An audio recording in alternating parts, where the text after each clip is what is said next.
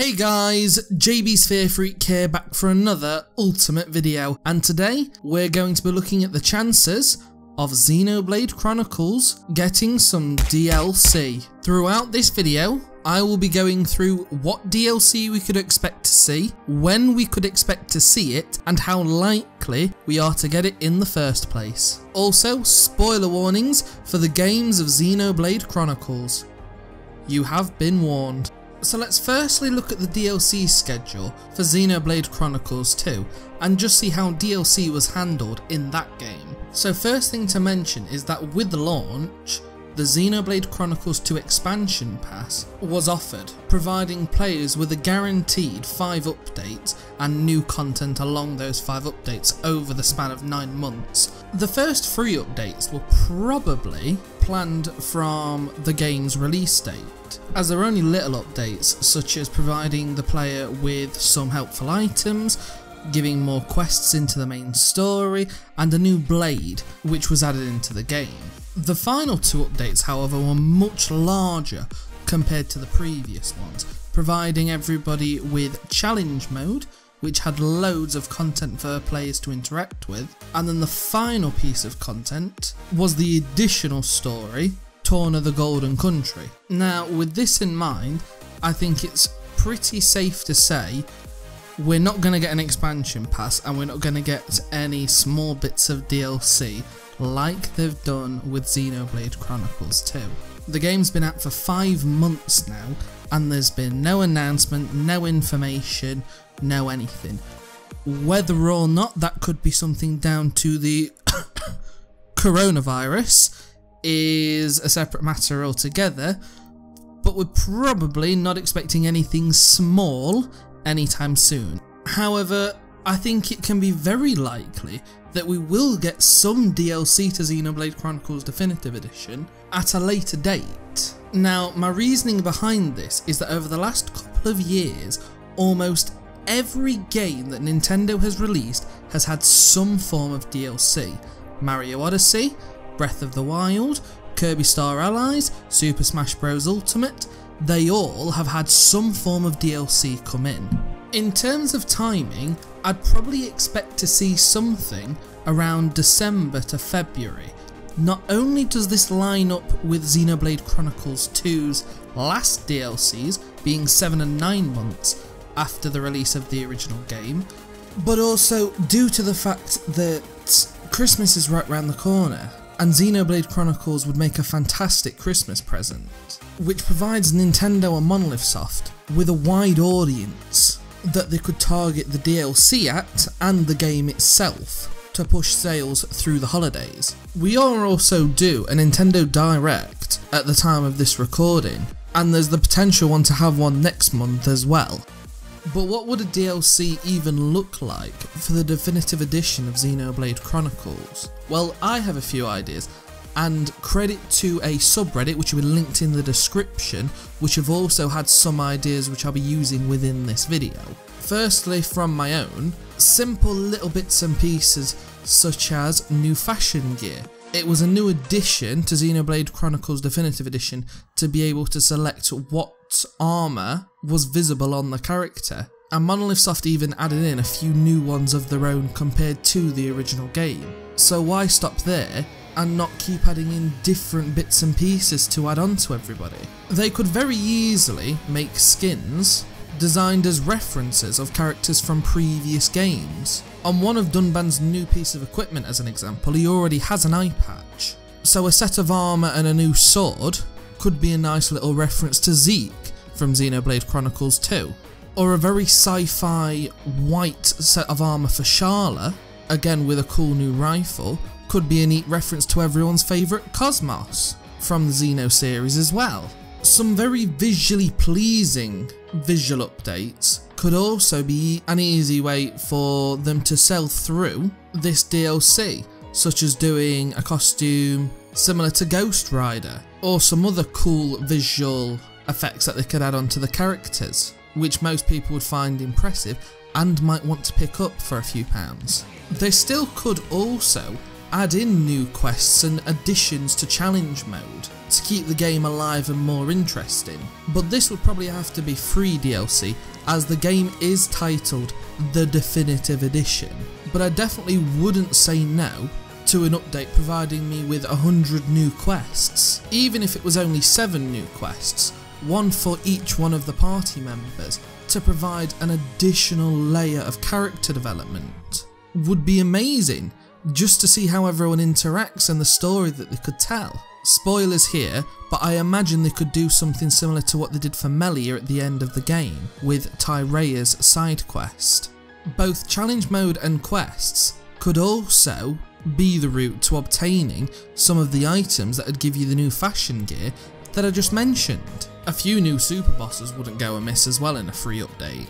But what about a new story, like Future Connected and Torna the Golden Country? I don't think there's a lot more that the developers can do in the aftergame, as if they keep trying to squeeze small short stories in between this game and any future game, it's going to cause lots of issues for the development down the line.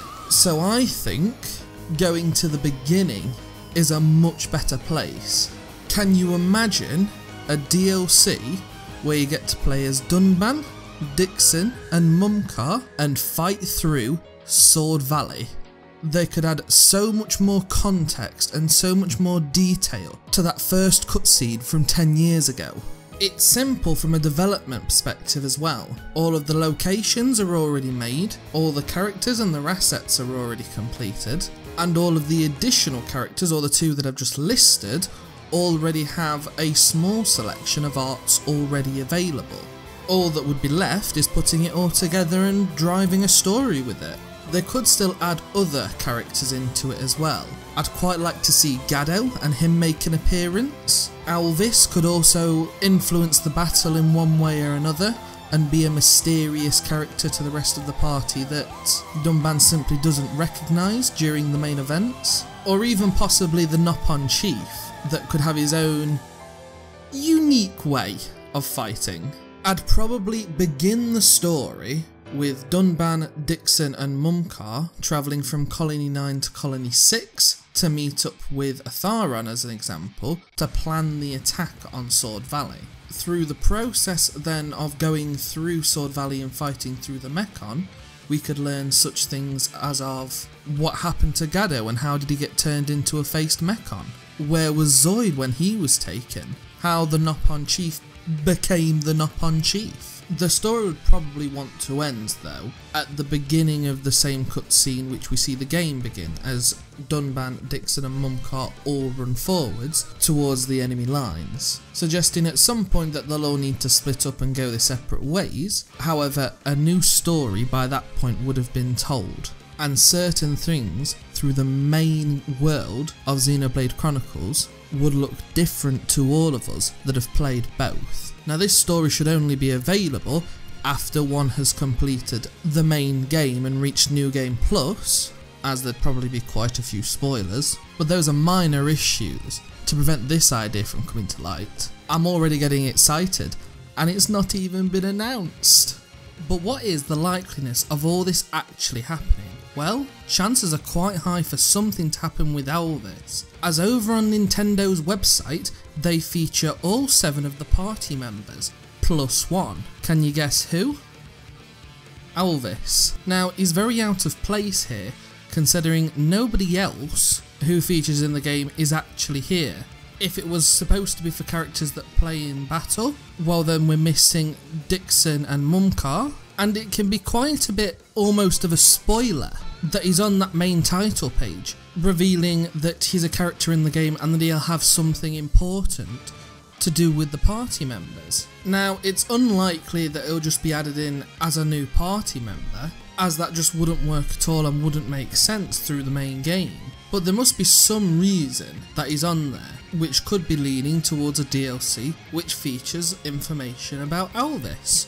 Other than that, Tetsuya Takahashi, the executive director of Monolith Soft for Xenoblade Chronicles Definitive Edition, wrote a short message that featured in the Xenoblade Chronicles art book that was provided with anyone who got the collector's edition of the game. In it, he has a short little speech about what their goal was when they were trying to make Definitive Edition and explaining the differences of what they've added and what they've changed. But of note is the particular section where he says, "This scenario isn't simply a new story to be told, but a waystone of sorts, pointing towards the future.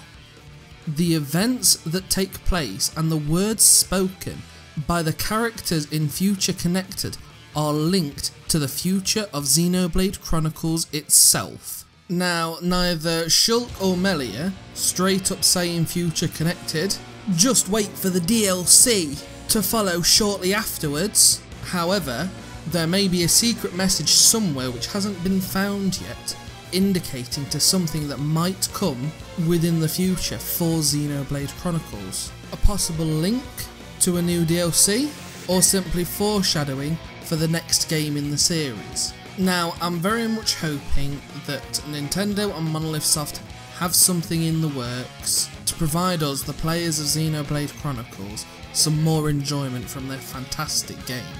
But we won't know for sure, unfortunately, until something's leaked or something's announced. So please God, let there be something in the next Direct. So thanks for watching.